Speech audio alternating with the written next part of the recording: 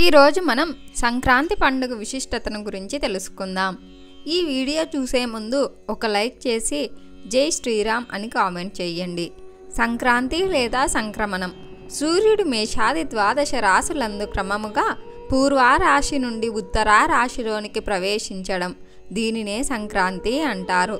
రైతులు చెమటోడ్చి పండించిన పంటలు చేతికొచ్చే సమయంలో సంక్రాంతి పండుగ వస్తుంది కాబట్టి రైతుల పండుగగా దీనిని అభివర్ణిస్తారు. సంక్రాంతి ఈ పండుగ అనగానే ముందుగా గుర్తుకొచ్చేది పల్లె వాతావరణం, పాడి పంటలు.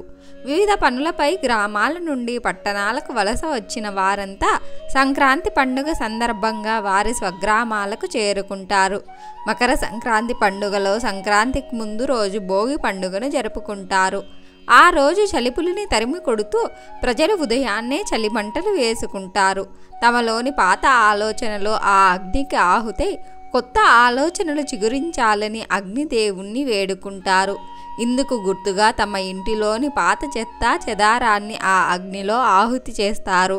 ఇంటి ఎదుట రంగురంగుల ముగ్గులను వేస్తారు.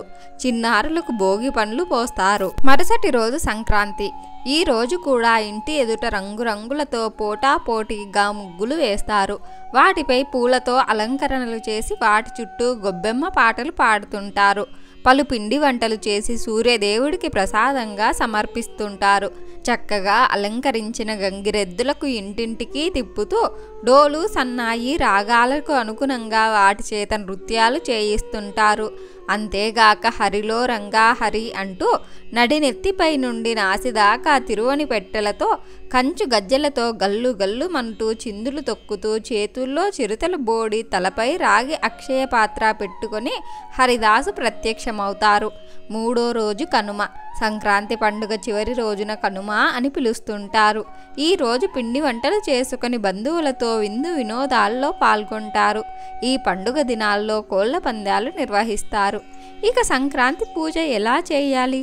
మకర సంక్రాంతి పుణ్యదినాన దాన ధర్మాలు చేయడం ద్వారా జన్మ జన్మల దారిద్ర్య బాధలు తొలగిపోతాయని విశ్వాసం.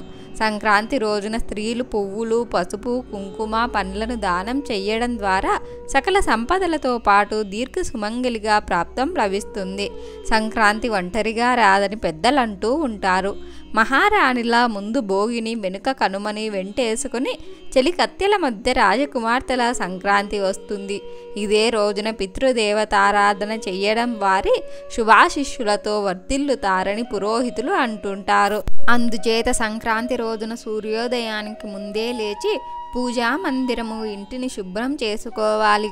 గడపకు పసుపు, కుంకుమ, గుమ్మానికి తోరణాలు, పూజా మందిరమును ముగ్గులతో అలంకరించుకోవాలి. స్త్రీలు తెల్లవారుజామునే లేచి వారి వారి ముంగిళ్లలో రంగవల్లులు తీర్చిదిద్దాలి. తెల్లవారుజామునే హరిదాసు హరినామ సంకీర్తనలు, సాతాని జియ్యర్లు, జంగపుర దేవతలు, బుడబుక్కల దొరలు, పంబలవాడ్లు, బైనాయుడులు, గంగిరెద్దుల వాళ్ళు ఇంటింటికి తిరుగుతుంటారు.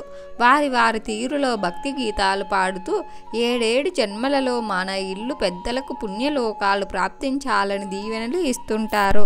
అన్ని కులాల వారు మకర సంక్రమణ సమయంలో తిలా తర్పణాలు విడిచి గుమ్మడి పండ్లను దానమిస్తే విష్ణువుకు బ్రహ్మాండాన్ని దానమిచ్చిన ఫలితం లభిస్తుందని విశ్వాసం. ఈ ఫలం వల్ల పెద్దలు తరిస్తారని పురాణాలు చెబుతున్నాయి.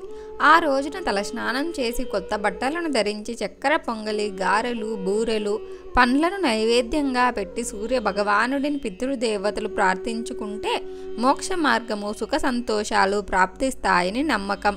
మకర సంక్రాంతి రోజున ఆడపడుచులను, అల్లుళ్లను ఇంటికి ఆహ్వానించి వారికి కొత్త బట్టలు పెట్టి బంధుమిత్రులతో కలిసి ఆనందంగా ఉత్సాహంగా జరుపుకుంటారు. సంక్రాంతి పండుగ సందర్భంగా మహిళలు కొన్ని వ్రతాలను ఆచరించడం చేస్తారు. వాటిలో గొబ్బి గౌరి వ్రతం ఒకటి. ఈ వ్రతాన్ని భోగినాడు ప్రారంభిస్తారు.